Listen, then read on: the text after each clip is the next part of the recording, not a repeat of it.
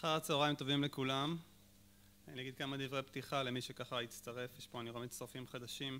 אז כמו שאתם יודעים, הוועדה הזאת הוקמה על ידי שר המשפטים מתוך הצורך ואולי אפילו ההכרח לגבש אמצעים וצעדים שונים לצמצום הפער שבאמת הולך וגדל בין מצד אחד ההתפתחות הטכנולוגית האדירה ובין המשפט שהוא באמת הרבה יותר איטי והרבה יותר קשה לו להתקדם, ולכן כתוצאה מהפער הזאת נוצרו הרבה מאוד החצנות ותופעות שליליות בחברה שלנו.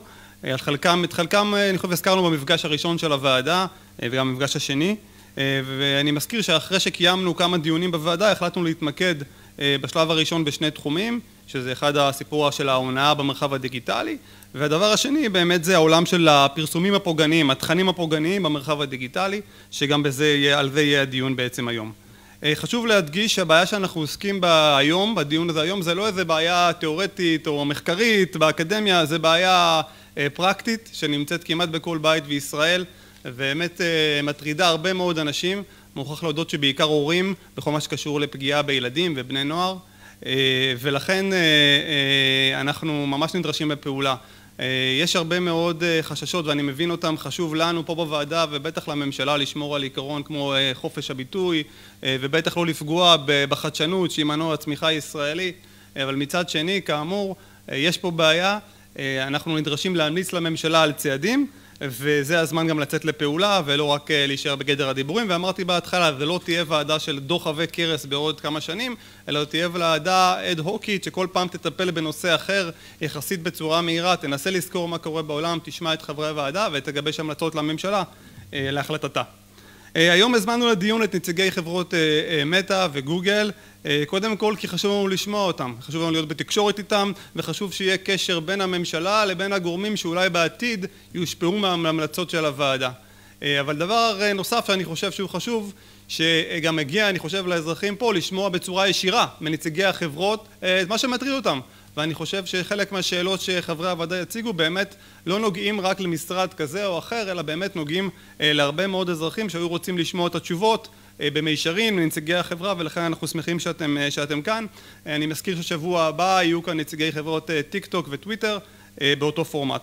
האופן שבו יתקיים הדיון היום, אנחנו ניתן 20 דקות הצגה לכל חברה, ולאחר מכן סביבות 20 דקות לשאלות של חברי הוועדה שירצו להתייחס. אז עד כאן ההקדמה. אני אגיד גם כמה מילים באנגלית לאורחת שלנו. אז good afternoon or good morning to the people in the States. As you know, the whole world today is facing with various phenomena resulting from the use of social network and digital platforms. The committee was established in order to formulate means and recommendation for the Israeli government concerning these challenges. After numerous discussions, the committee decided to focus on two central issues within the first stage. The first, in which we will focus today, is the issue of harmful publication and content in the digital sphere. We are hosting today a representative from Metא, Shalom Jordana ויהודה בן יעקב. Hi Kathleen, thank you for joining us from the States and welcome. We'd like to ask you today to present data about your company agenda. We would like you to focus on the issue of harmful content in the digital sphere, as well as specific challenges in this space, and how your company acts to reduce this phenomena. You have something like 20 minutes. Please go ahead, the stage is yours. Thank you. Thank you so much. Let me just share my screen here.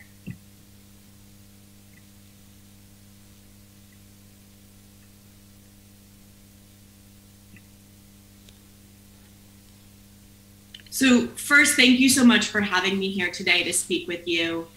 These issues are really important to us, and we're really eager for the opportunity to work together and to share what we're doing to combat harmful content across our platforms.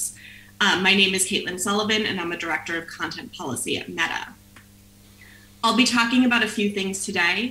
I first want to talk with a little bit about our community standards themselves, where we draw the line in terms of determining when content is harmful on our platforms. But then, as you said, spend the majority of our time talking about how we enforce those standards so that you can understand what we're doing. And I just want to, can everyone hear me okay? Great. I just wanted to double check that.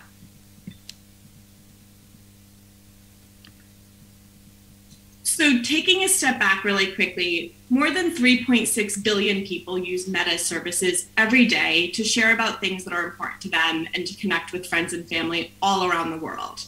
Ensuring people can do this freely, but also safely, is really critical and at the core of our company in terms of the products that we build and in terms of the community standards, which are the rules for what people can and cannot share across our platforms.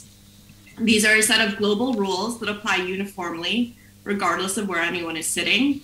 I'll talk a bit about, at the end of the presentation about how we comply with local law and deal with more local issues there. If you haven't had a chance to go to our Transparency Center and read our community standards, I really encourage you to do so. They're available there in Hebrew, Arabic, Russian, Amharic, English, and over 55 other languages. And one of the things that I've been really proud of over my time at the company, I've been here for almost 9 years, is the level of detail and transparency that we've added to our standards. We now have our really granular lists of everything that we allow and don't allow. And we also share background information as to how we've made those decisions. So if you go and read about our policies, you'll see that they're divided up into a few areas. They cover over 26 specific areas, everything ranging from violence and incitement to sexual exploitation to spam. Again, an important aspect of these policies are that they're global. We're really an interconnected platform, and so the same policies are going to apply to someone in Tel Aviv as they are to someone in Paris or New York or Sao Paulo. It's the same around the world. While they're not intended to cover local law because they are global, they do cover harm and in that way address much content that governments around the world find illegal. The values behind our community standards are also really important to understand. First and foremost is the value of voice. We really believe that free expression is a human right. And again, as a platform, we exist to give people voice to share what's important to them, even when those ideas may be contentious or objectionable to others. In fact, we actually believe that bringing the world closer together and forming community, it's those ideas that are the most important when we're doing that, and especially when those ideas are around political expression, which is really at the heart of free expression. And this is part of why our policies apply equally to everyone across the world and everyone across the political spectrum. Of course, that does not mean people can say anything and everything on our platform. We have many policies that are detailed about content that we'll remove.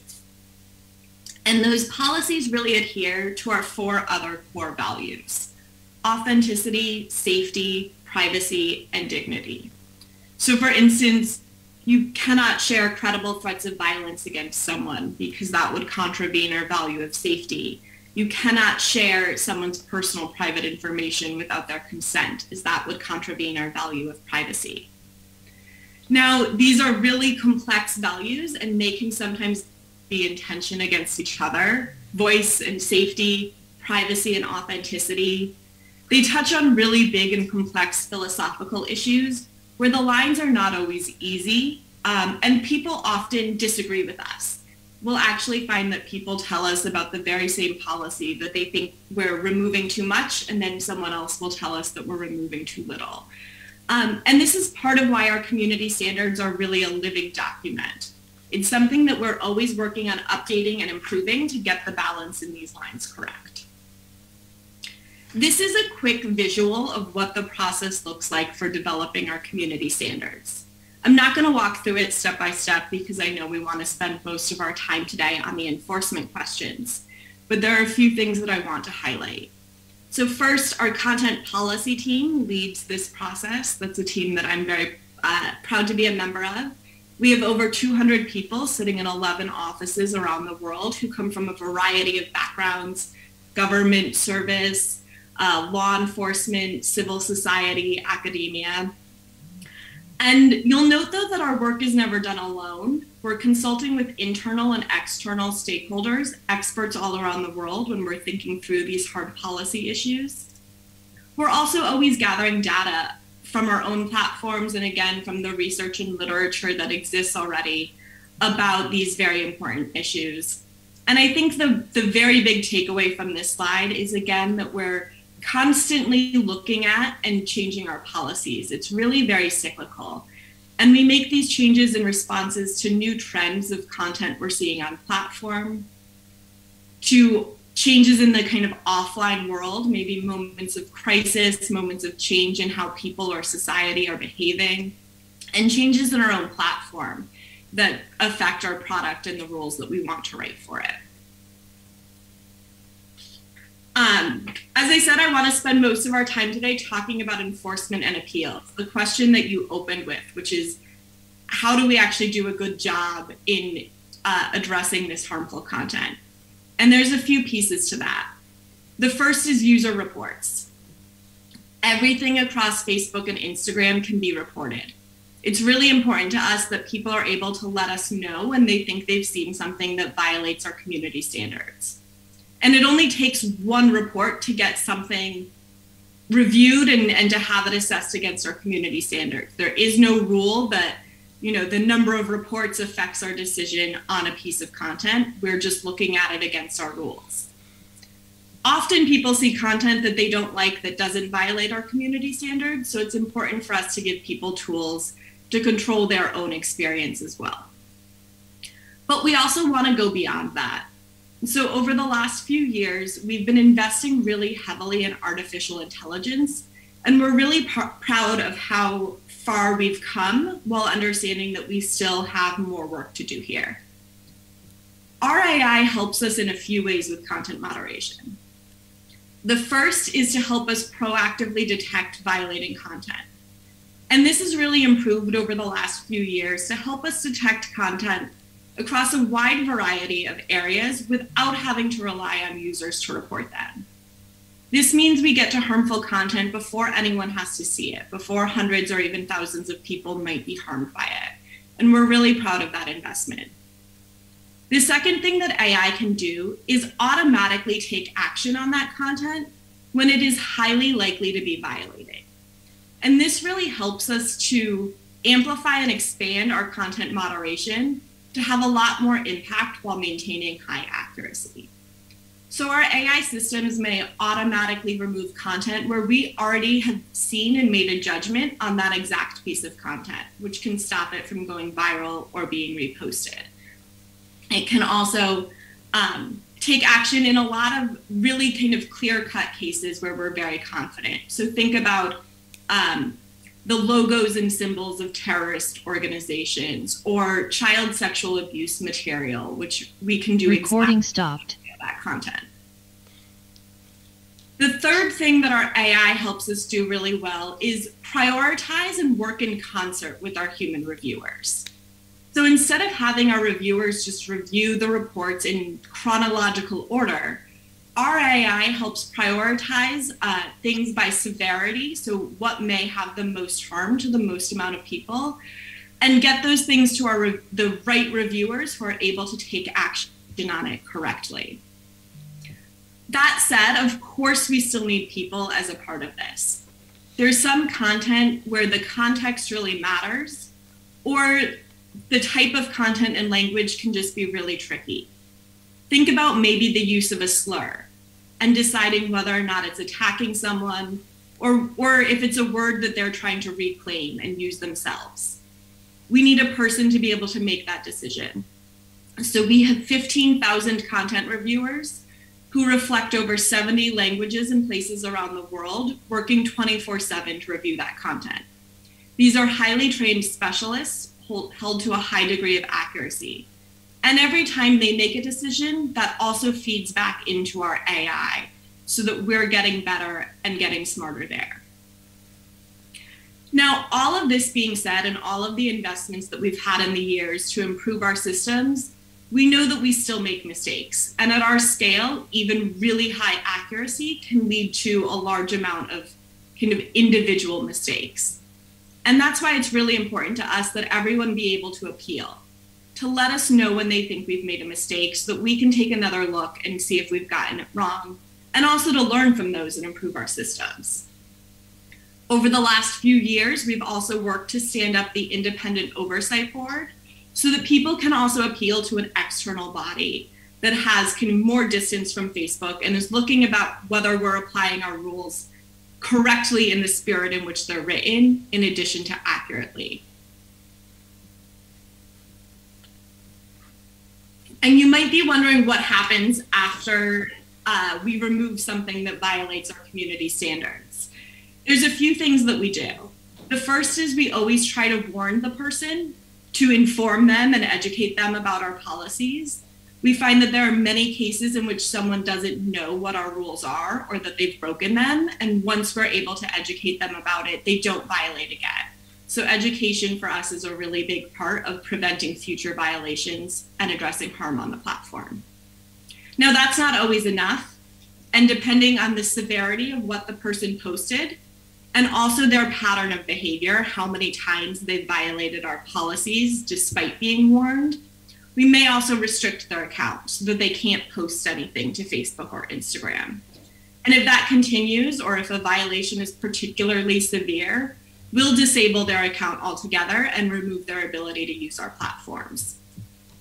And you can see here that we also are investing heavily in recidivism. Unfortunately, this is a really adversarial space.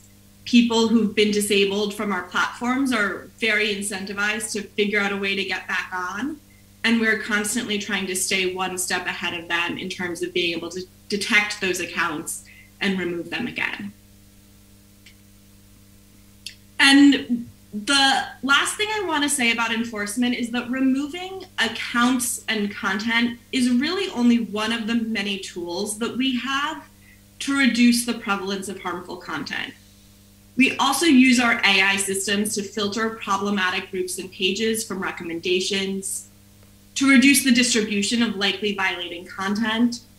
And then we have a lot of work ongoing about adding warning screens to things that might be shocking or otherwise upsetting to people, but also in trying kind of prompts or what we call friction sometimes, or interstitials, as a means of intervening when someone may be about to post something harmful and asking them to reconsider what they've posted. As you can see here on Instagram, when we've done this, about 50% of the time, the person posting a comment edits or deletes it based on these warnings. So that's another really effective tool that we've got for reducing the prevalence of harmful content. And I know you've asked to see data, and we're really excited to be able to share some latest numbers from our Community Standards Enforcement Report. This is a quarterly report that we began putting together in 2017 to answer the questions that you've asked today, to really be able to transparently and publicly demonstrate to people our efforts in reducing harmful content on our platforms. And we're really proud that we were the first in the industry to produce a report like this and that others have followed suit, because we believe this sort of transparency leads to accountability and really helps ensure that we are all doing our best to address this harmful content. So there are three numbers that we report out in our transparency report.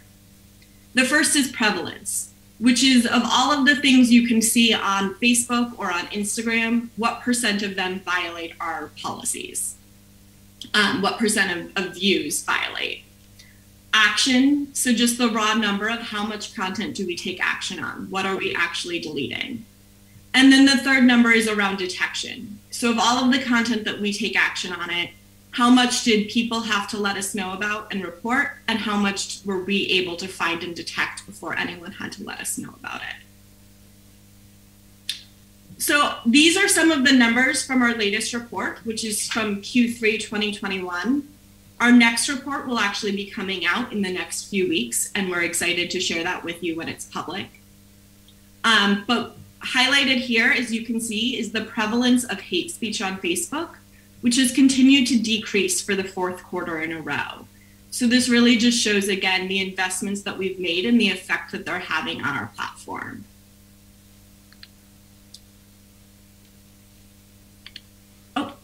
We are also constantly working to improve this report, to expand it in depth and breadth. So one of the things that we were able to report on for the first time in Q3 of 2021 was the prevalence of violence and incitement on our platforms. We removed 13.6 million pieces of VNI content, or what we call VNI content, which goes also to show the scale of the work that we are doing. Again, a platform of billions of people around the world. We'll also be moving forward this year to work with an auditor, an independent auditor from an accounting firm, who's going to audit this report as well and ensure that we're really reporting on these numbers in the most rigorous and transparent way possible. So as I mentioned at the top, our community standards are global and they cover our policies, our rules for what we believe is harmful on our platform. They're not intended to cover all local laws. So we rely on governments and law enforcement to let us know when they think something on Facebook or Instagram violates laws in their jurisdiction. We recognize the importance of partnerships with these agencies around the world, including the state's attorney's office, I know is represented today by Dr. Chaim Vismansky. We really appreciate these partnerships and their ability to inform us. But we also think it's important to be transparent about this relationship and these content restrictions for all of the governments around the world. And so twice a year, we issue a report for the content restrictions that we make based on local law and also requests for user data from law enforcement. So here are some of the snapshots of data from Israel from that report. You can also go to our Transparency Center and find these numbers for every country around the world. We've got the amount of content we restricted, and as you can see, again, also the requests for data. And as you can see, many of them are actually emergency cases. So things maybe like an ongoing kidnapping or an ongoing kind of violent event where we're able to work with law enforcement to get them the information they need to keep someone safe. So I'm going to stop there and stop sharing my screen so that I can open it up to questions as well. Thank you, Kathleen, for the presentation. I will open now the Q&A session. I will go first. Maybe more general questions. How does your company perceive its level of responsibility regarding the harmful content that published on the platform? I heard the question is, how do we regard our responsibility? Yeah. How you perceive its level of responsibility regarding the content? Do you have any kind of responsibility, or just platform without any? So we take our task of keeping our community safe really seriously. It's why we've invested $4 billion over the last year in safety, security, and integrity, and have 40,000 people across our company working on these issues. We outline exactly what we perceive to be kind of our rules in our community standards, so you can read publicly how we define harmful content. And again, we publish this report quarterly. We also are going beyond that. We think it's really important for our best practices to be established across the industry in terms of how people should be handling trust and safety and addressing this harmful content.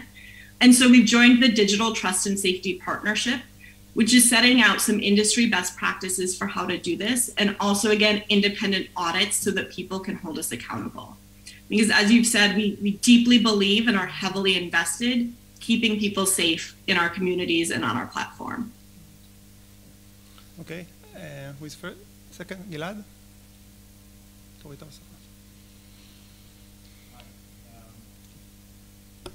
Hi. My name is Gilad Samama. I'm the head of Privacy Protection Authority in Israel. I want to ask you, what is your company's policy regarding information or sharing information with third parties, such as other companies, advertisement companies, etc.? So our policies with respect to sharing information with third parties are heavily governed by our privacy obligations and the legal regimes around the world that outline what we can share and under what circumstances. I'm not an expert in our privacy obligations, so I don't want to speak too much to that today, but I know Jordana can ensure that you follow up with the right person there. אולי שג'ורדנה... ג'ורדנה רוצה להתייחס? את יכולה בעברית. עכשיו, כן. אז לפי שקייטלין אמרה, יש לנו צוות שמומחים בפרטיות, אז אני חושבת לשאלה ממש על המחויבות שלנו לפרטיות והעברת מידע לגוף שלישי, אני חושבת שהכי טוב שאנחנו נחבר אותך או את כל הוועדה עם המומחים שלנו בנושא הפרטיות, אם זה בסדר מבחינתכם. לא, הם יושבים במטה שלנו בארצות הברית. אוקיי? כמובן, חלק מהתפקיד שלי זה לחבר אתכם לאנשים הכי רלוונטיים בחברה, אז היום באנו לדבר על תוכן בעייתי, אז זה הנושא והבאתי מישהי מומחית שאחראית על הנושא הזה. בתחום הפרטיות יש לנו גם כמובן מומחים ואנשים שמאוד אחראים על התחום הזה, אז אני אשמח לחבר ביניכם אחר כך. תודה. תודה ג'ורדנה. יובל רויטמן, בבקשה משרד המשפטים. Hi, my name is Yuval Roitman. I'm head of the regulation unit in the Ministry of Justice. And I wanted to ask you, what is your company position regarding setting an obligation to carry out a yearly risk assessment that will focus on the risks expected as a result of its services and on the possible measures to mitigate those risks? We saw such a proposal in the UK Safety Online Bill, proposed bill. So what is your company position regarding such a recommendation? Thank you. So first, we are very supportive of government regulation for online platforms in terms of dealing with harmful content.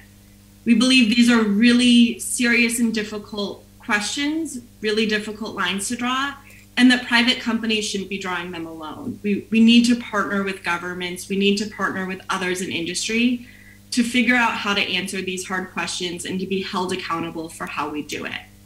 We also believe that transparency and accountability in terms of the process is a very important part of that. And we hold ourselves to a really high bar of transparency. We don't want to wait for government regulation to come in and do that for us. That's why we publish our community standards in great detail.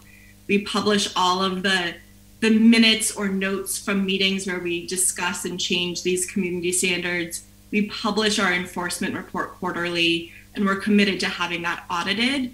But we're very supportive of government calls for regulations that help all of the industry adhere to best practices and have that sort of audit or oversight to hold them accountable for those best practices and doing risk management well.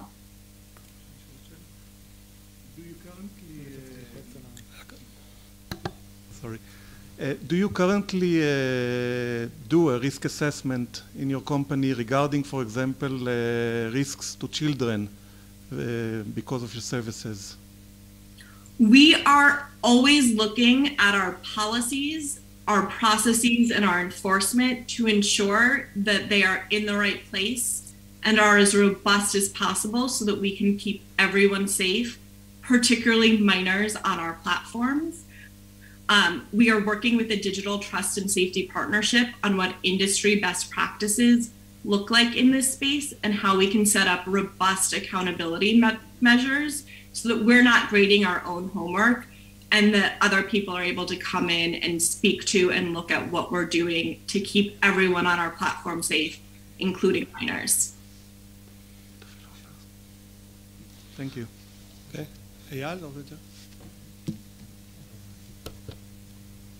Hi, Eyal Zalberg from Ministry of Justice. I'm Director of Constitutional Law. You presented the different policies that you have and the measures you put in order to detect and avoid harmful content.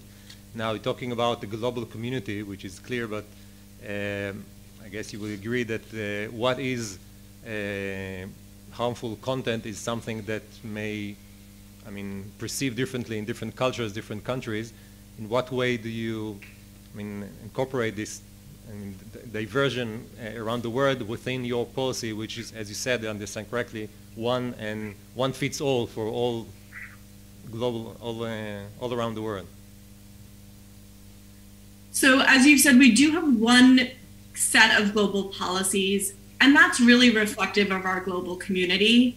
I'm sitting in Washington, D.C., but I'm connected on Facebook and Instagram with people all around the world, and we think that our obligation is equal to everyone to keep them safe and to have really robust policies. That said, we do recognize what you've said, which is that risks and harms can be different around the world. And so there's flexibility in our policies. For instance, we have a policy against outing people, making their identity known in ways that can lead to direct offline harm against that person.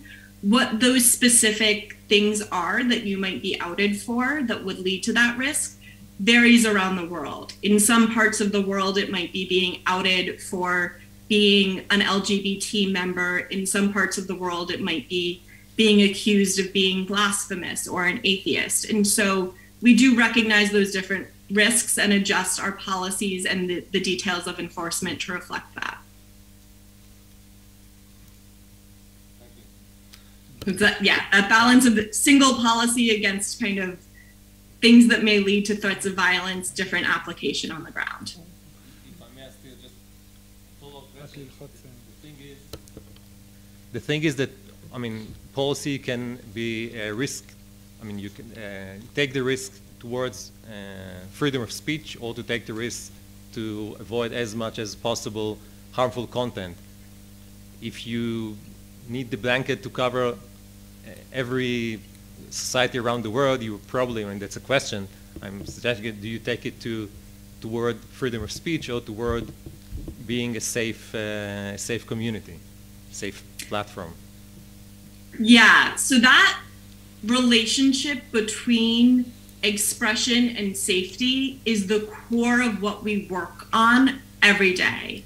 And I think there are two things there. One, we don't believe they're always in tension. People will not express themselves on a platform where they feel unsafe. They just won't join. They won't be part of it. They won't feel like they can express themselves. And so there are many ways in which creating a safe space actually enables more freedom of expression for people. But as you've said, there are other ways in which they are in tension and they can trade off against each other. And that's the balance that we're always trying to strike and trying to get right. As I said, voice is really our paramount value, but that doesn't mean unfettered free expression. And this is why we're always looking at our rules, always looking at our lines to see if we're getting that balance right and if that's in the right place. Yair? Thank you very much. Yair Chakak from the Ministry of Communications. I'd like to ask a follow-up question, if I may. In order to do all of this, you need to speak these languages and understand the local cultures. So can you give us some data about what languages your content moderators speak, whether, for example, from our point of view, whether they are fluent in Hebrew, whether they have some understanding of Israeli culture and life, and on what basis you make these decisions of what to remove and what not? So we have our content moderators represent a number of languages, over 70 languages that we do active content moderation in. That does include Hebrew, that does include Arabic, Russian, English, etc. And again, these people are highly trained, and not just in kind of coming from context and having the local context from wherever they might be around the world, but also in our policies, because that's really what we're asking them to do, is to assess content against our policies and whether or not they violate our specific rules, which again are highly granular. We don't just say things like nudity is not allowed. We get very specific about in what context it's allowed, in what context it's not, and exactly what a reviewer should be looking for when they're making that assessment.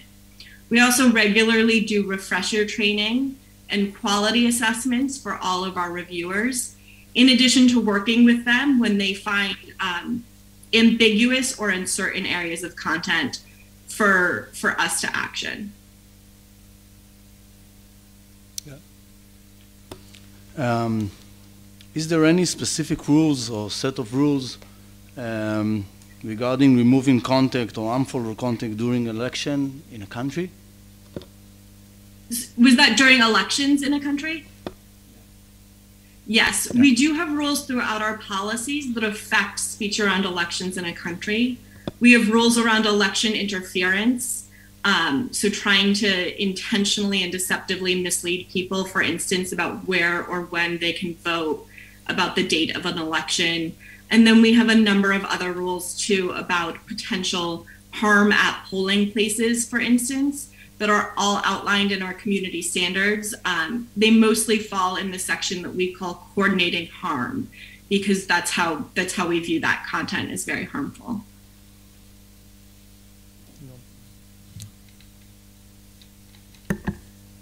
Hi, Noam Katz. I'm from the Ministry of Foreign Affairs. I want to ask on the other side, when you decide after you review content to remove it, what is the process that allows a person to appeal, and how it is done, and how easy it is to communicate with the platform regarding to that? Yeah, so appeals are very important to us. We know that we don't always get things right, and we recognize that that can be a really jarring experience for people. Actually, it can be a really jarring experience for people even when we do get things right. So we're really invested in improving that experience and making it more supportive. But whenever someone has a piece of content removed for violating our community standards, we'll notify them that the content was removed. Whenever possible, we will tell them with as much specificity as we can exactly what policy they violated. So not just it was our policy against nudity, but it was our policy against this specific thing that you violated. We'll also give them more resources where they can learn more about those policies and understand them. And then we will show them, whenever possible, the exact piece of content that we removed, because we've heard from people before that sometimes they don't even know what it is we've done. And we'll let them know what, if any, restrictions may be on their account because of that violation. So that's what we do off the bat in order to explain the experience and help people understand what's happened, because we've heard that that is often the first and biggest gap for folks. And then after they've seen what the content is and what the policy is that violated, we give them the option to appeal that, or to let us know that they think we got it wrong and to take another look. So that's an easy kind of one button that they're able to send. We will then take another look and then let the person know if we've changed our decision, in which case we restore the content, we apologize, we remove any restrictions. And if we didn't change our decision, they now have the option to appeal to the Oversight Board if they still believe there's some mistake that's been made. We know that we can make this clearer, we can make this better, we can do this for more people, but that's how our system works today. How available the platform is for somebody to appeal? You send him, you decided, based on your rules, that you remove a piece of content and you send him a notification. How he appeals back? He can speak with someone, or it's done online? And how much of the content that is being removed after a decision of AI, and how much of it is being removed by after being scanned by a reviewer? And then whether he can speak with someone and make a case. Those are great questions, because our human review and our AI systems, like I said, are really working in combination with each other. An AI might take an action on a piece of content because a person has already reviewed that exact same piece of content. So it's not quite as easy as it sounds to be able to let someone know whether it was a person or AI that's removed the content. That's something that we're exploring, and we're always working to improve our notifications. And then in terms of appeals, we want to make it really easy for people to let us know when they think we've made a mistake. we make that really easy, kind of one button. We can't always get back to someone and kind of let them connect directly with the person, but that's also why we've invested heavily in the Oversight Board. And the Oversight Board, again, is an independent body and allows someone to lodge an appeal with that body and give a lot of context as to why they've done so. And then when the board takes a case on, it's a really public process where anyone else who maybe has been affected by the same issue or anyone in kind of the public space can also write in and give the board their opinions and their thoughts on the process. And it's a very kind of public and in-depth deliberation process. We know that doesn't scale to everyone, and so we're working on making more improvements in our own system, but we're the only company that gives people that really in-depth way to appeal and add context to an external body right now. One last follow-up question on this aspect of reviewers. What is the annual salary, let's say, in the United States for a person that reviews the content?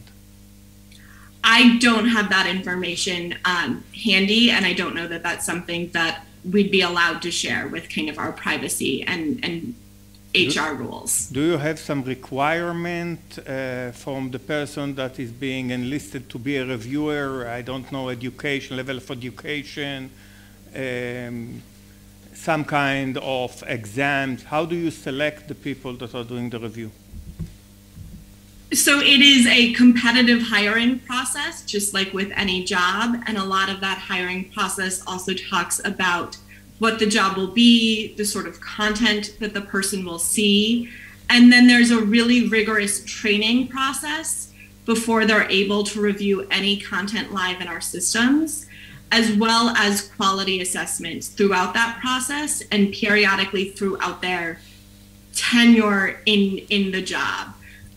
We think it's really important to ensure that we're getting the decisions right and that we're also learning from areas where we're not, because if one reviewer isn't getting something right, maybe there's something we can improve in our tooling. So a lot of our tools are actually set up, and we've made a lot of investments in this over the last few years to help reviewers get it right, and if they're not certain on an answer, to help connect them directly to resources and other people to get the coaching and training that they need.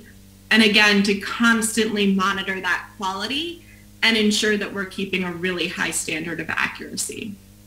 So a reviewer will be reviewing all the sort of content that has to be checked, or do they specify on certain topics when they are reviewing them? So we have systems that work in both ways. We have people and teams that are really dedicated to reviewing content from a certain part of the world and having the context there. And then we also have people who specialize in certain policy areas. And our systems work to ensure that we're getting the best review and the best people working together from both types of specializations. People kind of specialized in an area and people specialized in a type of content, so that they're always learning from each other, working together, and we're getting the right people reviewing the right sort of content.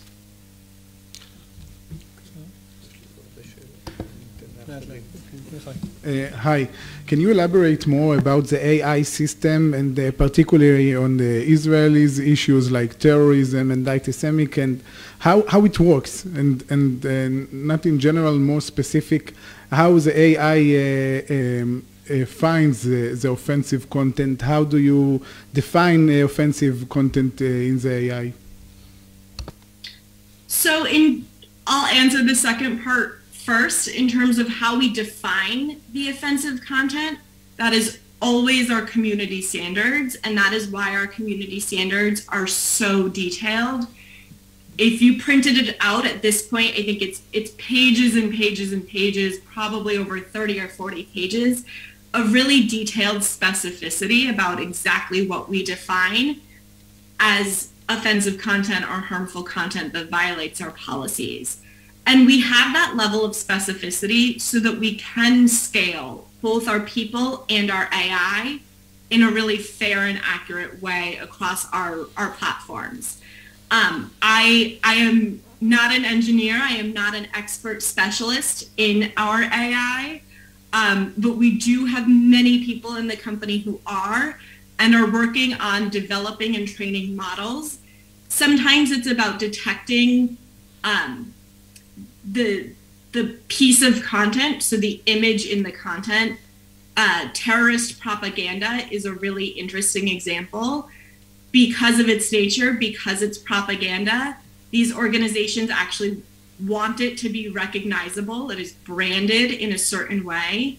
And so we're able to train our classifiers and our AI to learn those symbols, to learn the kind of branding, what this propaganda looks like, and be able to find it. So we train it with our existing set of what we have already identified that we know, and it learns how to find similar things. And it also is something that we always have to keep updating as people get more adversarial. So an interesting example of this in detail is we have AI and we have software that can detect kind of exact matches, especially for visuals. So if we know this one photo violates, we can go find every photo like that. But groups started tweaking the corners, changing the color of their logo, changing things at the edges, and then it's no longer an exact match. And so we then have to make sure that we're keeping up with those changes, that we can develop AI that anticipates how those changes might be. Again, informed by our people, informed by the 40,000 experts that we have working on these issues, who are constantly working in tandem with the AI to help it learn and adjust to those kind of changes and those new scenarios. And in Israel in particular, does your AI system works in Israel the same as in Finland or Britain, or it's more specific to the country's challenges? So our AI, whenever possible, there are kind of systems that are completely global. Again, kind of terrorist propaganda, it's spread all over the world. It's a very visual medium. It's completely global. And then there are certain systems where we need different classifiers based on language. But we aim for coverage of those in as many languages as possible, including Hebrew, Arabic, English, Russian, etc. Okay, you didn't answer my question about the AI system in particular in Israel, but I will ask another question for last. With children challenges, you impressed your commitment to a clean community. Do you conduct researches that we can have and read about the consequences the children have from a lot of hours in Meta's Instagram or Facebook networks? Sorry, the question was about research we have on the effects. Yes, if you conduct researches that we can have, and if you can tell us conclusions, we would like to hear it. So as part of our investment in safety and security, and in keeping our community safe, we are always doing our best to ensure that our systems are working and to understand how our systems work, where they might be broken, and how they can do better. Parts of that are doing internal research to understand where we might improve products, where we might improve policies, again, how we can be more robust in keeping people safe.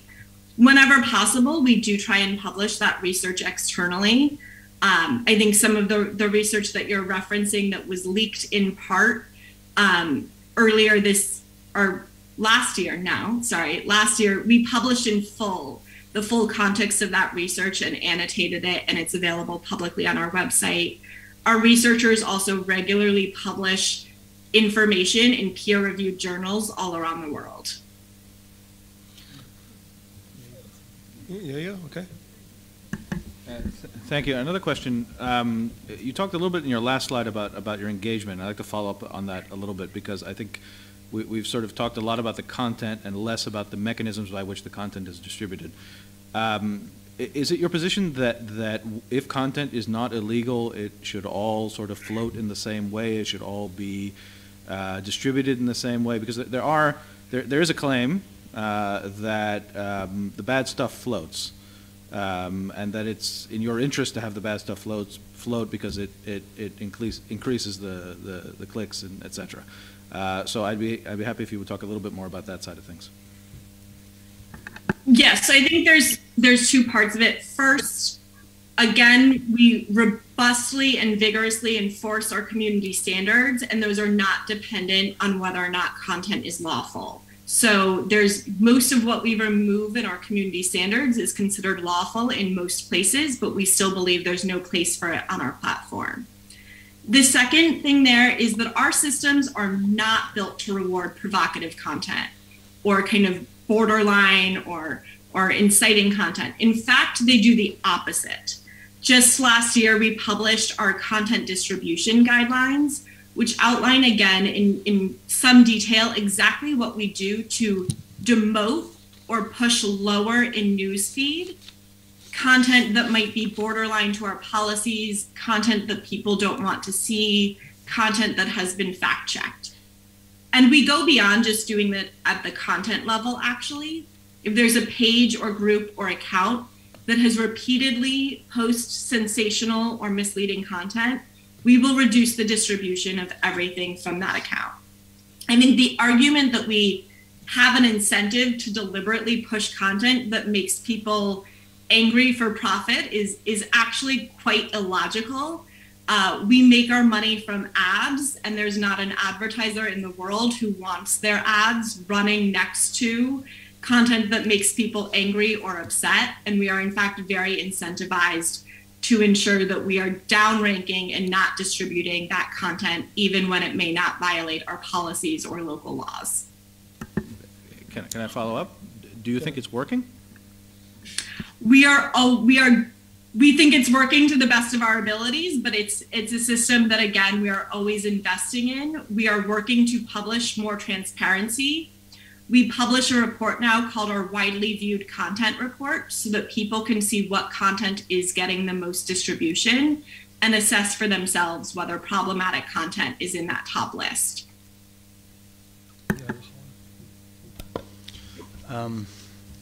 Is there any difference between a state or official body that requests removing content than an individual?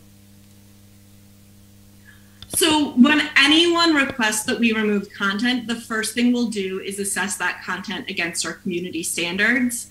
And if it violates, we'll remove it. So that's true whether it's someone who reported it on our platform or whether it's an official request from government. Where it then varies is if it's a request from a government and they have a legal, valid order for us to restrict the content in a jurisdiction, then we will also restrict the content in that jurisdiction. And that's what we report out in our biannual government report transparency. But our first assessment is always, does this violate our standards? And it doesn't matter who's letting us know about the content. Government, a person, or our own classifiers will apply the same rule there. Yuval. Hi. As you have such an elaborate mechanism to make sure that harmful content is removed from your platform, what is your position about setting civil liabilities against the platform itself whenever the platform publish harmful content? Sorry, was the question, what is our position on intermediary liability? You cut out right in the middle, unfortunately. I'll repeat. About setting civil liabilities, enforceable civil liabilities against the platform itself and not against the publishers, since you have such great mechanisms for making sure that it will not happen, and maybe also it will push you into becoming even better in such situations. Yeah, so as you've highlighted, we invest a lot in being able to have thoughtful policies and enforce them robustly. When it comes to liability, we've talked, and Mark Zuckerberg actually shared his view on this a few years ago with the United States Congress about that sort of liability protection should, for some harms, be contingent on platforms being able to demonstrate that they are adhering to best practices and have really robust systems in place. And so we're very excited and welcome the fact that governments are thinking about how to get this balance right and how to incentivize all companies to be as kind of rigorous and have the best practices that we feel like we've adopted, and how to hold us all accountable for having those things if there are going to be liability shields. Okay. Yes, I want to ask first one clarification about reducing distribution. Is that transparent to the people that you reduce their distribution, their content distribution? They know about it? We are working to increase transparency there. So last year we published our content distribution guidelines that outline for everyone the situations in which we reduce distribution. And we're also improving notices to individual users. For example, if you run a page right now and the distribution of content from your page is reduced, we will let you know that. Okay, I wanted to ask two quick questions. One is about your transparency to outside process of review, because everything is done within the company. You publish a lot, but is somebody is capable to see from the outside and analyze independently? And secondly, what do you think should be, I'm following on liabilities, what you should do better or totally different? And now we are going into a new world. Now you are a metamate, so how it is going to be reflected in the world of metaverse? All these kind of guidelines that you produce, etc. Thank you for those questions. So on the first one, we agree with you. Right now we are very proud of our transparency, but we know that people have to trust us to believe in it. And we are inviting in an auditor from one of the big 4 accounting firms in the United States to audit how we put together our community standards enforcement report and be able to independently and publicly release a report about what we're doing right, what we need to do better, and how we need to improve that report and the robustness of it. We've also joined the Digital Trust and Safety Partnership, which is a newly formed kind of association that is going to put together best practices and also, again, an independent audit assessment for companies about how they're running trust and safety, about how they are doing this enforcement. We're really supportive of governments finding ways to hold companies accountable and mandate these sort of transparency efforts and independent audits in the future, because we believe that is how we improve. And to your second question, that is how we identify what we need to do better. We are always trying to do that ourselves. We are constantly looking at our processes to see where we can improve and do better. But we also want to invite in outside groups to hold us accountable. And so we're doing these on our own because we think it's too important to wait for regulation to bring in outside audits for these things. But we're also really welcoming of the government initiatives to do so as well. In terms of the metaverse question, we are deeply committed to ensuring that the metaverse is equally as safe and welcoming for people. And there are a number of things that we're doing, both in how we build the product, because it's such a different space. One of the things we actually just announced and I think iterated on this past week was how physically close you can get to someone in the metaverse. and expanding that and giving people control over how close they let other people work. We think safety in the metaverse is going to, it's such a different platform. It's going to look different than it does on Facebook or Instagram, but we're already investing heavily in making sure that that community is safe as well. Okay, thank you, Caitlin. I will just sum up with questions in Hebrew to Jordana. איך אתם כנציגי פייסבוק ישראל תופסים באמת הייתי אומר, מה אתם חושבים, איך שהאזרחים תופסים אתכם ואת, בוא נגיד, את המידע, את אופן הטיפול שלכם בפניות שלהם, איזה ציון היית נותנת לכם בכל מה שקשור בסוגיה של טיפול בפגעים בתכנים פוגעניים? אם אני מסתכלת על כל הזמן שאני בחברת מטא, שאז היה חברת פייסבוק, אני זוכרת בימים שאני התחלתי פה בחברה, ובכללי הקהילה, סליחה, אני יכולה להוריד, בכללי הקהילה היו כמה משפטים, לא היה ברור, לא היה אופציות לעשות ערעורים בכלל, אז אם אני מסתכלת, לא כאילו בשבוע האחרון, אבל איך זה היה להיות במקום שלי, כאילו כל העיתונאים יכולים לחפש איך זה היה להיות ג'ורדנה בכנסת ב-2016 מול להיות ג'ורדנה בכנסת ב-2022. אני חושבת שעשינו המון שינויים, שיפורים, בעצם הגענו למקום אחרת מבחינת התקשורת בין החברה והמשתמש לאזרח. אנחנו יכולים לעשות את התקשורת בצורה הרבה יותר טובה. אנשים יכולים לראות את הכללי הקהילה בעברית, בערבית, באמהרית, ברוסית, בכל השפות פה, בצורה מאוד ברורה, להבין בדיוק מה הכללים. פעם גם שהורדנו תוכן, אמרנו, הפרת כללי הקהילה. עכשיו הפעם אנחנו יודעים להגיד מה הפרת. יכול להיות שבעתיד אנחנו נגיע לשלב שיותר שקיפות, בדיוק איזה סעיף. אנחנו פשוט עוד לא שם, אבל אם אני מסתכלת על הצעדים, להגיד איזה סעיף בכללי הקהילה, לתת לבן אדם את האופציה לעשות ערעור, אנחנו במקום מאוד טוב, ואנחנו גם עובדים פה עם לא רק משרדי ממשלה, אבל גם עם החברה האזרחית, גם עם מכוני מחקר.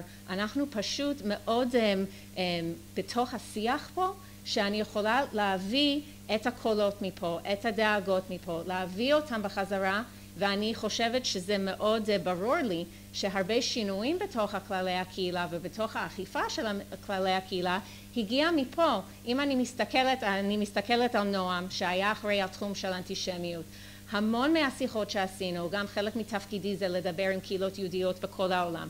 השיחות האלה הביאו לשינויים של לא לאפשר הכחשת שואה, לא לאפשר סטריאוטיפים שליליים נגד יהודים, להגיד שיהודים שולטים בעולם. כל השיחות האלה מביא לשינויים. אז גם בצד של הכללים עצמם, גם בצד של השקיפות, גם בצד של התקשורת עם האזרח, תמיד יש מה לשפר. ומה ששמענו היום, יש הרבה מה לשפר והרבה עוד שאנחנו נעשה כדי להיות יותר שקופים. אבל שוב, אם אני מסתכלת בטווח הארוך של הזמן שלי בחברה, אני מאוד גאה בצעדים שעשינו. אוקיי, תודה רבה, אנחנו נצא ל5 דקות הפסקה. Thank you, Caitlin, for joining us. נצא ל5 דקות הפסקה וניפגש שוב פה עם חברת גוגל. תודה.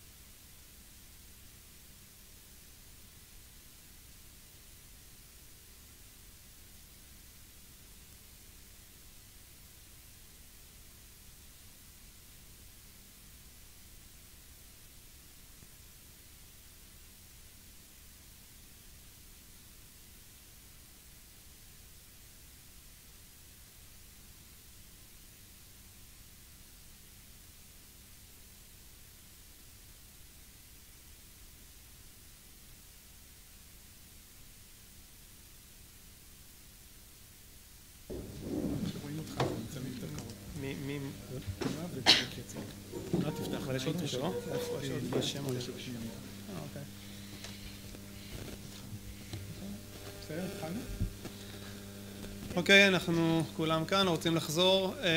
נמצאים עכשיו איתנו נציגי חברת גוגל. אנחנו נעשה את זה באותו פורמט, 20 דקות הצגה, ואחרי זה נפתח את זה לסשן של שאלות ותשובות. נמצא איתנו פה גם נועה אלפנט, גם ליאת גלזר וגם דרק סלאטר from the States. Hi Derek, thank you for joining us. Who going to represent, Derek or Noah? Yes, happy to start. Thank you everyone and good to see you. I apologize and sorry I cannot see you in person. Omicron is around the neighborhood and actually I'm waiting for a PCR test to arrive any minute now to my home. But still, thanks to technology, we can still meet online. I would start with another apology. I have a hard stop at 6:30, so and there was some delay with the previous session, so let's hope we can make it all on time, but you're also in the capable hands of my colleagues. And with that, I would love to hand over to my colleague Derek Slater, who's joining us from California. And Derek is the director in the government affairs team dealing with access to information. So over to you, Derek, and thank you for joining. Yes, thank you all for having me here. I'm going to take a second to present my screen. We can see that momentarily. Let me just get this up, put it in the slideshow. Great. Okay, well, hopefully you can see that. I trust you can. Holler if you can't. Again, as Noah said, my name is Derek Slater. I'm the Global Director of Information Policy here at Google. And what that means is I run a team of subject matter experts who work across the globe on issues around access to information. How do we sustain information quality? How do we support the great information, entertainment content, commerce, communication with friends and family that happens online, while also dealing with content moderation, harmful content, illegal content, removing and reducing that content, whether it's violent extremism, hate speech, endangerment to children. The role of my team is to work with policymakers like yourselves and our government affairs teams around the world to try and establish the best frameworks, smart frameworks that help us enhance information quality while dealing with those harms. And we also work to engage with stakeholders like yourselves, with policymakers, to then bring insights back to our product teams, our business teams, our trust and safety team to develop and enforce our content policies to make sure that they're fit for purpose and improving over time. And again, it's a great pleasure to engage with you on this really important subject. Before diving into the meat of the presentation, I just want to level set of how we think about this issue of access to information. Because access to information, after all, is the core of Google's mission, to organize the world's information, make it universally accessible and useful. And we see this as an ever-evolving challenge, and that's not something that's ever going to stop in the future. And that's really due to three reasons. First, there are important and sometimes competing values that we have to take into account and hold together. On the one hand, the free flow of information, free expression are core values. And we see the benefits every day of the internet when it comes to the ability to find art that you love, communicate with others, explore new interests, and educate oneself, and so on. There are also other key values like privacy, security, safety, economic empowerment. How do we ensure there are sustainable business models for people creating great content online? This is an ever-evolving challenge. So how do we keep all those values functioning together, protecting and supporting all of them?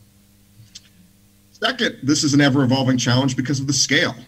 Right? We're talking about trillions of links across the web, billions and billions of web pages that search is indexing, hundreds of hours of video that's uploaded to YouTube every single minute of every single day from all around the world in all sorts of languages. And to deal with access to information, make sure we're supporting information quality at that scale is a unique and, again, ever-evolving challenge. Finally, Bad actors and threats are also ever evolving, right? From the earliest days of search, I've been here at the company for about 15 years now, and from those early days, I remember engineers saying, search is never solved and never will be solved. Part of the reason for that is that different people have different needs, different interests, and those are always evolving. But part of it is also that bad actors are always trying to game the system. From the earliest days of search, we've had to deal with spammers and other bad actors trying to manipulate results. That's a constant cat and mouse game that we always have to be vigilant in addressing. That's why we invest so heavily in our content moderation efforts. In 2020, we invested over $1.5 billion in those efforts to keep our system safe and secure and helpful. But we don't just sort of focus on dealing with the challenges at hand. We're always looking across the horizon through our intel desks, our threat analysis group, and others to try and tease out what are the next threat actors we need to be ready for.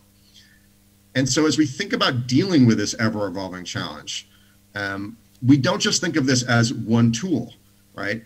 Many different threats, always evolving. Also many different services and many different types of users, right? What makes sense for a social network that's premised on a feed where people share with friends is different than a platform like YouTube, which is quite different. And YouTube is quite different than search. Search is quite different than Google Play, and so on.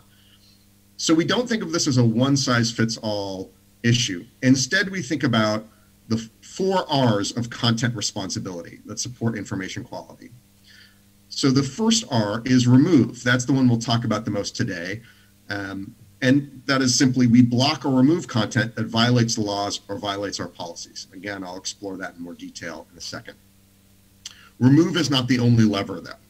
We also seek to raise up and amplify authoritative, reliable sources of information.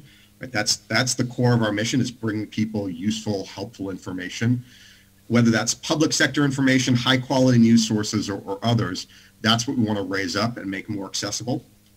We also want to reduce, conversely, the spread of potentially harmful content, which is, say, content that maybe doesn't violate our policies or the law, so we don't remove it, but still, it's not something we necessarily want to surface if a user isn't actively looking for it. And then finally, reward. We seek to reward reliable, quality creators of information with monetization options so that they can keep creating great content, users can keep finding that, and we can help continue to keep bringing them together in a healthy information ecosystem. So again, we're focused on and we're centered on access to information, but this isn't the Wild West. We do need to deploy these different levers responsibly, and we need to keep getting better over time. Let's focus a bit on removals and our policies around content and what we remove. Again, the reasons for removal fall generally into 2 buckets. There's legal removals, where we restrict content that violates the laws of a country in which our products and services are operating. And then there are our policies. We call our content policies or our community guidelines. These go and be of basic laws, which we apply nationally. Our community guidelines apply globally. We set rules about what we think is responsible content, appropriate content, and behavior on our platforms, and then we take action to remove it if it violates those policies. And that goes, again, above and beyond the baseline legal rules, because we need to create thriving services that work for everyone. When it comes to legal removals, we're not just guided by the law, but very much informed and dependent on valid notifications of illegal content. And we scrutinize those sort of notifications carefully to make sure they're valid and appropriate. Now, why are notices so important? Well, for one thing, right, we are not a court, not a government authority, and we're not in a position to make determinations of what's illegal and what's not. Moreover, decisions about what's illegal and what's not are quite challenging and context dependent, right? Consider the difference between someone engaging in defamation and a news report about that same incident, or someone, a hate speech group provoking people to engage in violence at a hate speech rally versus a documentary that shows that rally, but is in fact about trying to dissuade people and talk about how do we counter hate speech. Laws often treat those things very differently. And so we want to be attentive to those legal distinctions. And for that, we rely on receiving valid notices, and then scrutinizing them and applying them as appropriate. But again, we don't just stop at the law. It's also crucial to understand that we have content policies and guidelines across our platforms. Let me start by focusing on YouTube. YouTube, from its very beginning, has had community guidelines to shape the sort of community, the sort of environment that we think is appropriate and useful and helpful to users. And to give one example, when YouTube was first starting, people did try to upload pornography to the platform. And we saw that if we let that content continue, it would sort of spread like a weed and take over the whole garden, so to speak. It would flood the platform and really take over what the platform is about. So from the very earliest days, YouTube limited pornography and sexually explicit content to make sure that it could be a vibrant platform for creators of various types. That's not all, though. YouTube has also had policies around hate and harassment, bullying, violent content, spam, violent extremism, endangerment to children, and other sorts of harms to make sure we're creating an appropriate environment. And those policies do evolve over time as we get new inputs from stakeholders we engage with, as new threats come about, and as we tune those policies to be more and more effective. You know, to give two examples from the last few years, we've expanded policies around hate and harassment to cover conspiracy theories tied to real-world violence targeted at groups or particular individuals. Also, during COVID-19, at the beginning of COVID-19 and throughout, we had to rapidly evolve our policies in order to address harmful information about the pandemic, such as 5G causing COVID, and then encouragement for people to burn down 5G towers. Right, that's something we had to take quick action against to stop harm and evolve in real time. That's a bit on our community guidelines. Now, how do we enforce them? We use a combination of machines and people, because as you heard earlier this morning, machines and people are both important and both good at different things, right? Machines can scan the broad corpus of videos already on the platform and the hundreds of hours of video that are being uploaded every single minute of every single day to look for patterns, to say, okay, here's a new video. There's a flag in this video. That flag looks similar to a flag in a video we previously removed for violent extremism. Maybe it's the logo of that violent extremist group. Machines can be quite good at noticing those patterns, finding those indicia of violative content. People are necessary at the same time to review to see, again, for nuance, for context. Is this somebody engaging in advocacy for violent extremism, or is it a documentary about that same subject? We want to be careful about those sort of nuances. So our machines refer videos for human review. We also receive flags from users. Underneath every video, you can click a flag button that allows you to say, I think this violates the community guidelines. Here's why. That then goes into a queue where those reviewers then review, take appropriate action. And that creates a feedback loop that retrains the machines to get more and more accurate over time. And in fact, they are getting more accurate over time. The vast majority of the videos we remove from YouTube at this point are first detected by machines. Most of those are then removed before they are widely viewed, often before they are viewed even 10 times. And we strive to drive that down further and further, that what we call the violative view rate.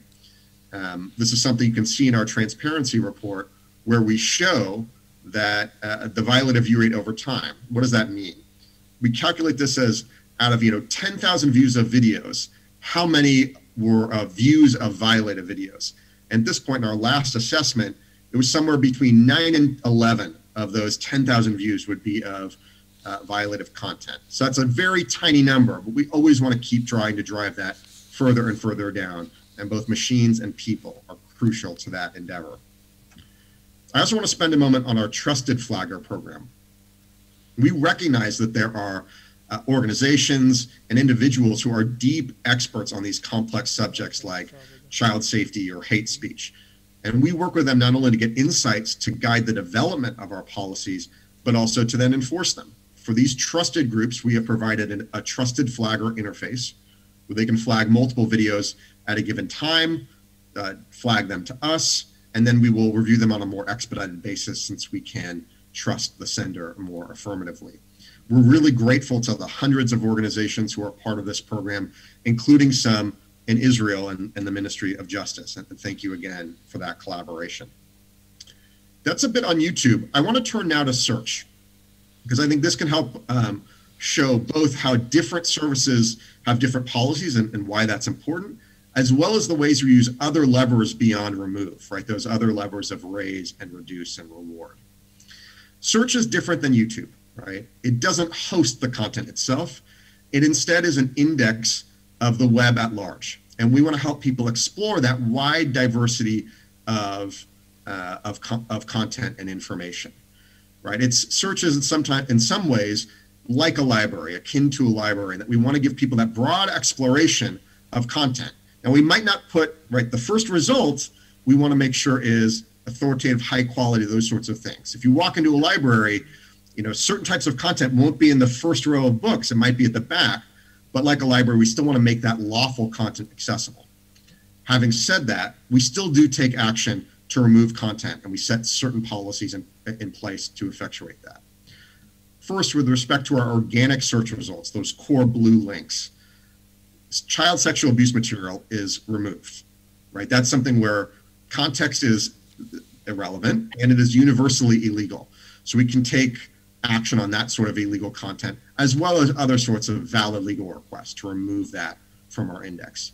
We also take action on highly personal information that threatens user privacy, such as people posting passport numbers, that sort of critical information. We will do removal to make sure we're balancing access to information with privacy. In addition, we set a higher bar when it comes to what we call search features, right? If you're typing in a search, you may notice that we will autocomplete or suggest possible additional terms you might want to use, or complete a word fragment you've started. For those sorts of features, we want to set a higher bar of quality since we're presenting something affirmatively to you before you've made the query. Similarly, if you're searching for COVID-19, we want to surface medical content that is authoritative, and we set higher bar for the features we present information on those sorts of topics ourselves, separate from those blue links that are the core of search. But again, removal is not the only lever we use, right? Just because something is lawful and in our index doesn't mean we necessarily are going to surface it actively to users. And I want to talk about a couple of ways that we think about that and effectuate that. First is protecting children. We talked already about child sexual abuse material. We also have tools like Safe Search, which anyone can use and turn on to filter out explicit content in their search results. And for users who have declared and we know to be under 18, we have started to turn that on by default across the world. We also have policies to remove images of minors in certain cases. Second, vulnerable user journeys. What do I mean by this? Well, imagine someone who searches for suicide or domestic violence, right? If that is someone who is in that moment of crisis, if they're engaging in suicidal ideation, if they are the victim of domestic abuse, we want to make sure that we get them resources to help in that crisis right away, immediately. That's why we've partnered with hotlines around the world who provide that sort of crisis support. And you see a screenshot of one of these at the bottom right. You know, this is something where recently we rolled out new features related to domestic violence and getting people help there. As an aside, that was a project that started with engineers in Israel. And I think it's one of the amazing things about Google and why I've been here for 15 years. Safety is everybody's responsibility here at the company. If you have an idea, you are encouraged to bring it forward, to work on it, to explore it with your colleagues. And indeed, that then drives the innovation that you now see live in our search today.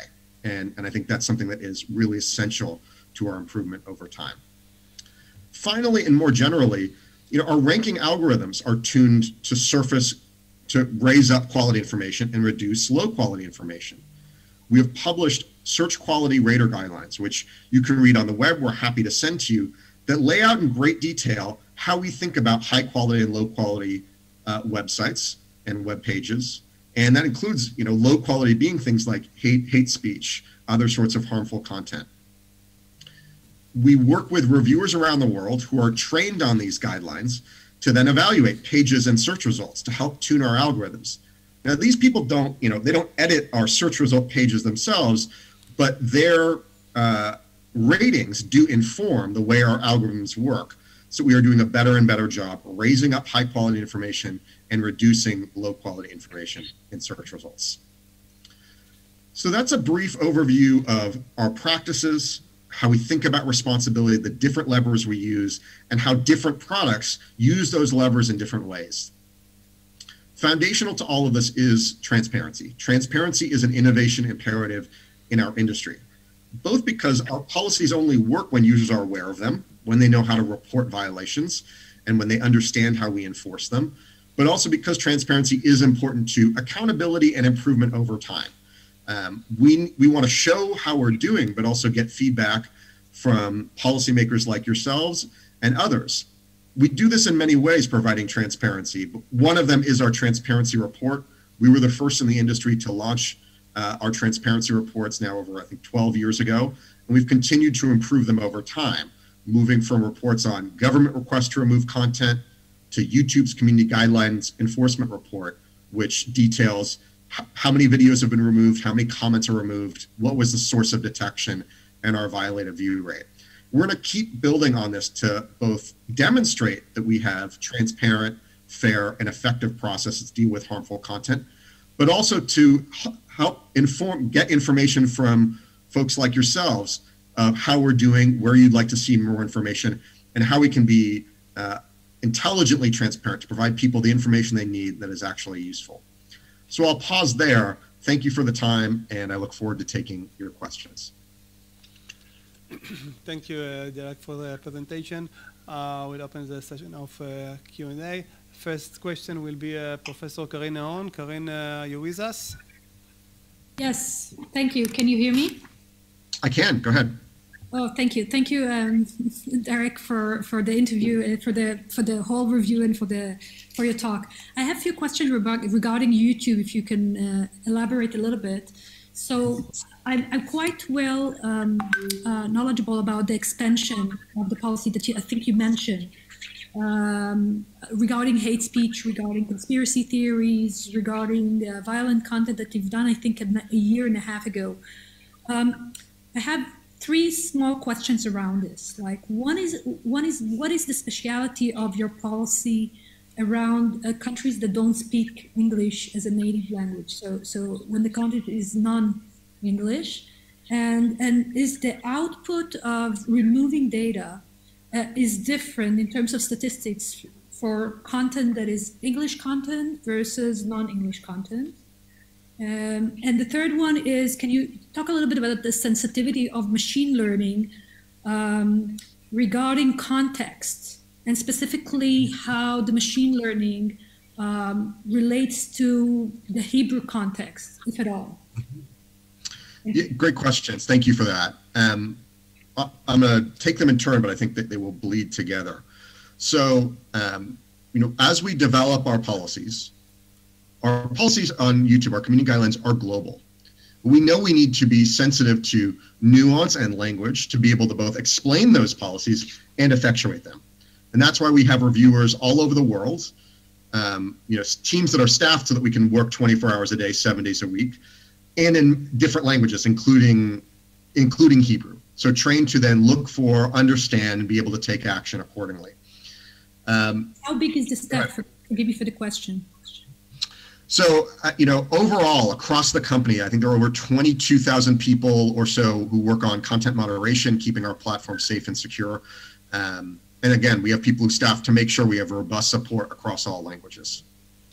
How many in Hebrew, plus minus? Are we talking about 10, 100,000? Yeah, I don't have a firm answer, and I think part of the reason I want to be careful is that it will fluctuate, or rather, there are both our people on staff, and then we work with vendors to make sure that we can sort of elastically expand as we're seeing, okay, here's a threat that's growing.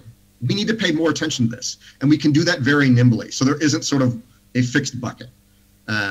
So that I think gets the first question. I think you're second on sort of different different languages. Does that help address the second question? The second question was about the output. Do you think there's a difference between, in terms of statistics, regarding the output of how much you remove in English context content, if at all, versus non-English or Hebrew?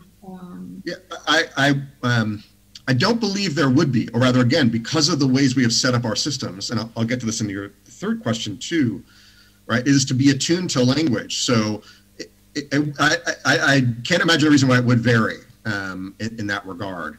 And then you ask about machines and context in that way too. And similarly, the way the machine learning works will be to try and look for patterns in language regardless of which language that is. The machine can be tuned to say, okay, these videos with this that are in Hebrew language that have used these words, well, they've been considered violative before. It wouldn't be just one or two words necessarily, but maybe certain sorts of types of hate speech. So actually the machine learning is specifically for different types of language. It would have different models, different parameters. Yeah, I mean, I put slightly differently, rather, machine learning is flexible in that way. So I wouldn't think of it as different machines for different languages, but rather create a model that then can be applied to many different languages to look for patterns.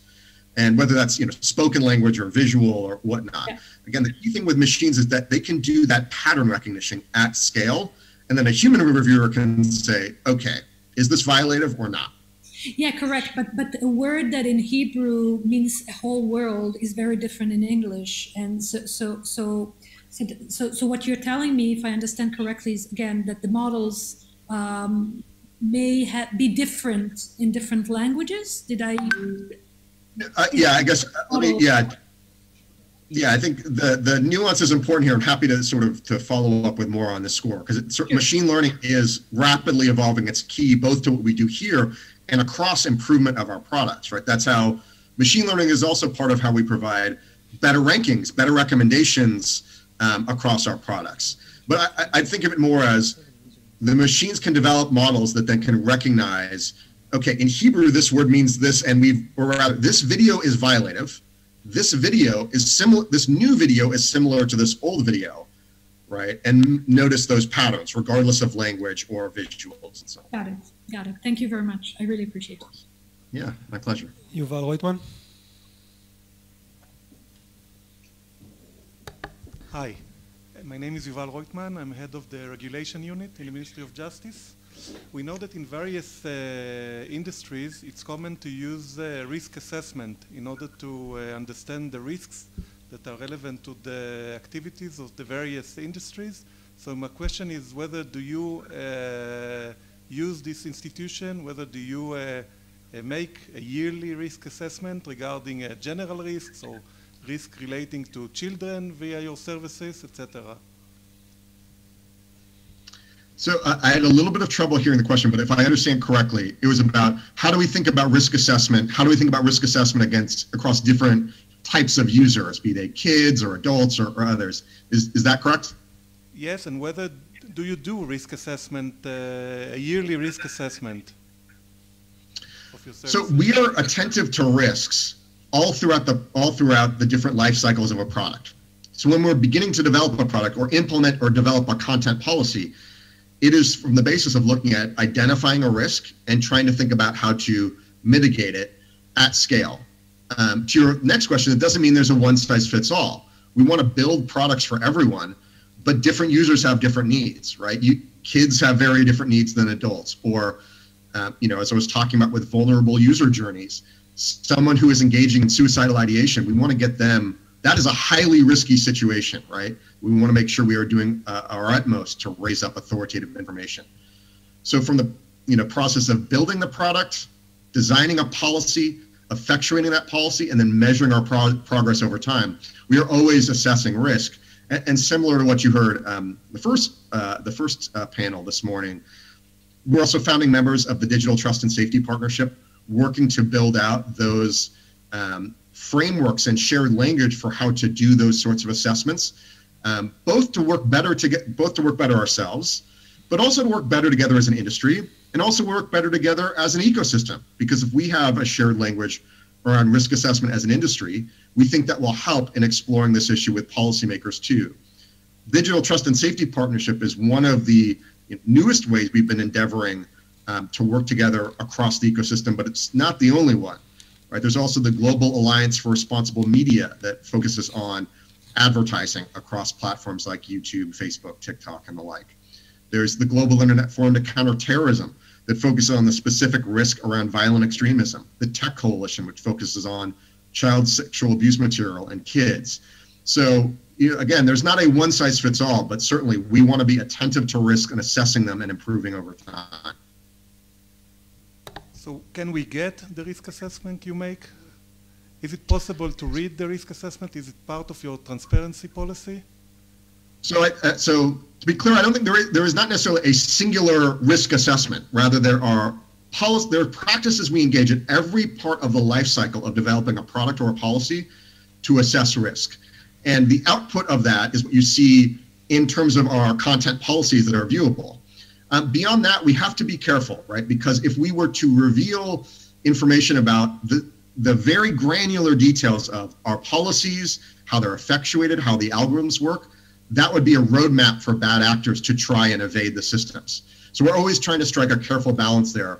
And that's why we've provided information at our Transparency Center. We've evolved that over time, but it's something we're going to continue to take a look at, particularly as we endeavor to build out the Digital Trust and Safety Partnership. Thank you.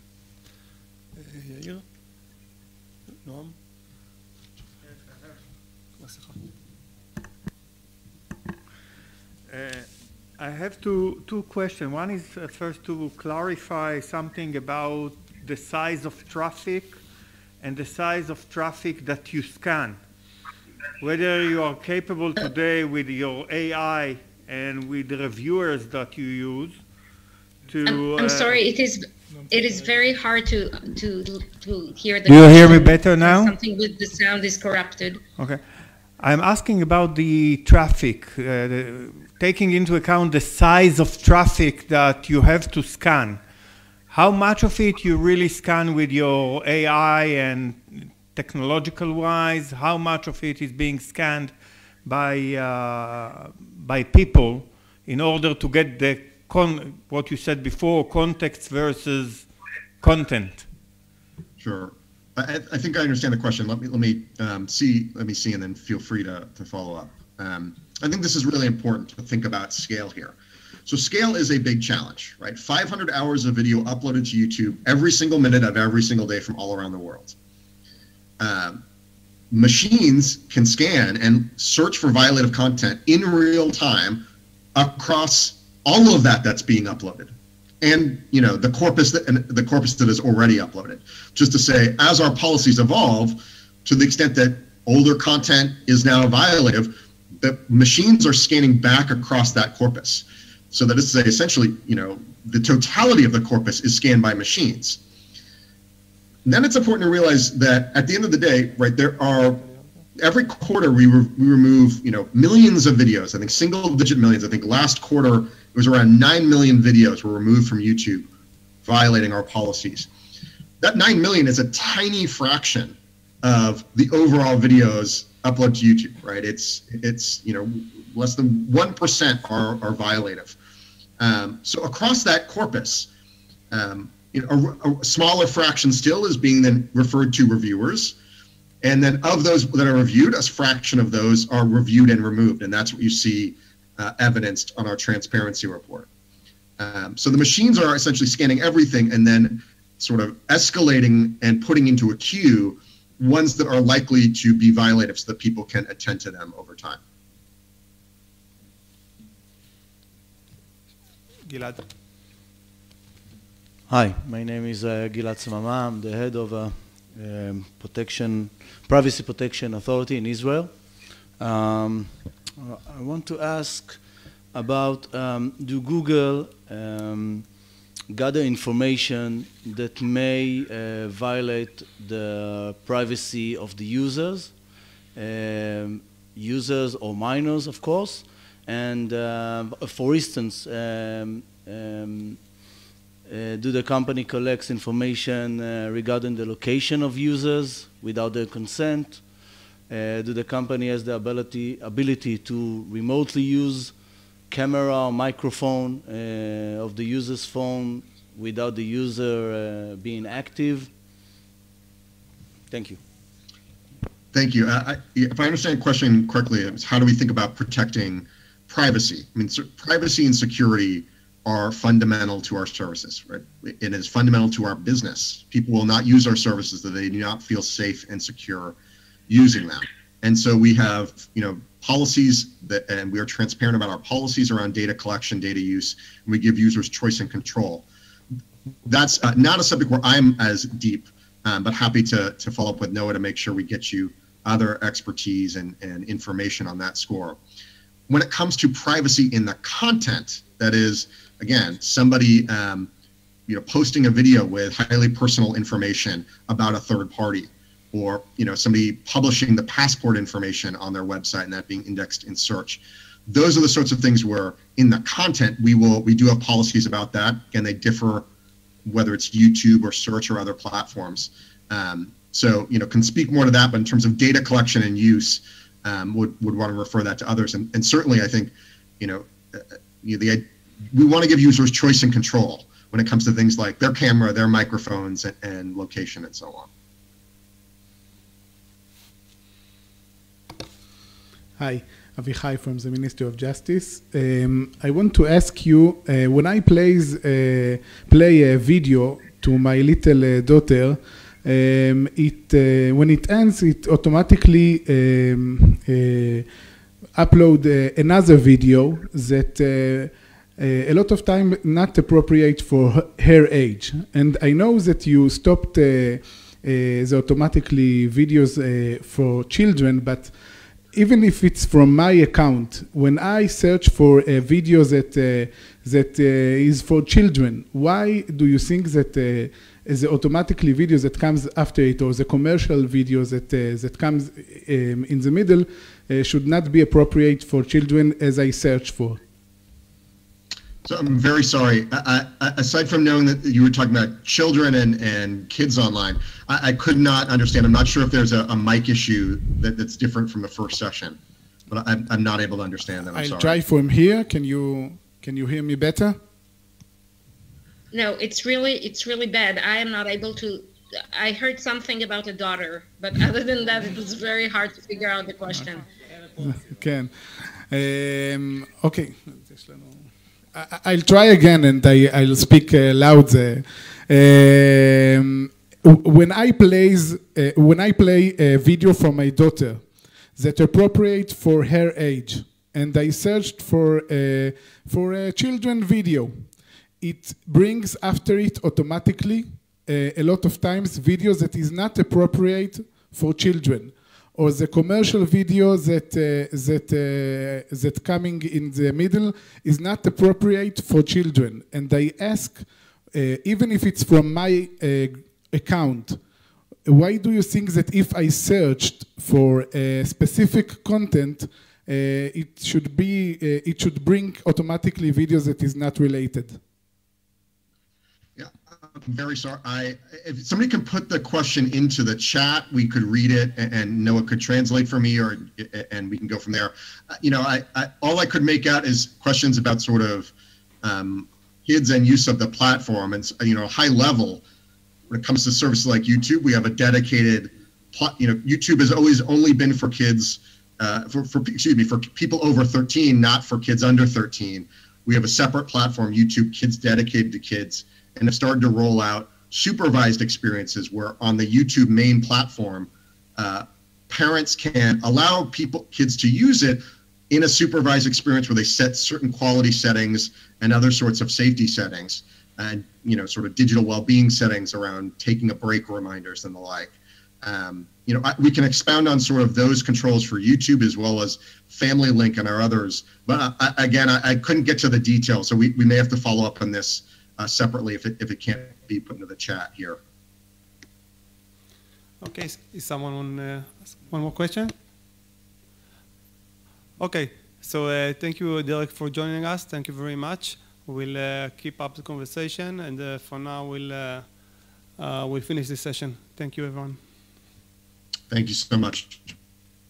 Thank you. אז ליאת רוצה לענות? אני לא יודעת אם זה עובד, אבל בעצם חלק מהתשובה שדרק אמר, קודם כל יש לנו כלי לילדים, ואם אתה רוצה לתת לילד שלך להיות ביוטיוב בצורה שאתה תרגיש בנוח ב100%, וזה באמת כלי של 100%, יש את יוטיוב קידס. נכון שזה בגיל מסוים זה נהיה פחות רלוונטי, אבל לגילאים הקטנים זה פתרון מצוין.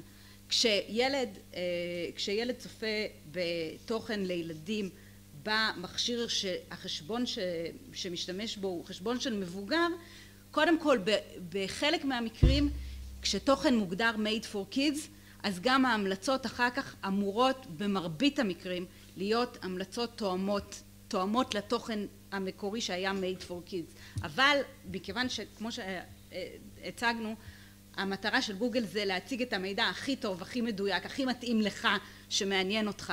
אז כשאתה מסתכל בחשבון שלך בסרטים, ההמלצות מבוססות גם על דברים שאתה צפית, לא רק הילד כל היום צופה במולי וצומי, אלא גם אתה צפית אתמול במשהו אחר. ולכן זה לא ב100%, ואם רוצים פתרון הרמטי, זה להשתמש ביוטיוב קידס, או לעשות חשבון שהמאפיינים שלו בסופו של יום יהיו רק תוכן לילדים, ואז ההמלצות יהיו תואמות בהתאם להיסטוריה שישתמשו בה. אוקיי, תודה ליאת. אנחנו נסיים את הסשן הזה היום, אנחנו נפגוש שבוע הבא, כמו שאמרתי, טוויטר וטיק טוק, וגם נפיץ פה את השאלות והתשובות שהיו של חברי הוועדה והתשובות שנתנו מצד החברות, כדי באמת להפיק לקחים לקראת באמת הסשנים הבאים, כדי באמת לפחות לייצר יותר עוד שאלות טובות ומעמיקות, כדי להבין באמת את המדיניות. נגיד תודה באמת לנציגים שהגיעו היום, גם למטא וגם לגוגל, וניפגש כאן בשבוע הבא, לאותה שעה. אז תודה לכולם על הזמן, ונתראה שבוע הבא.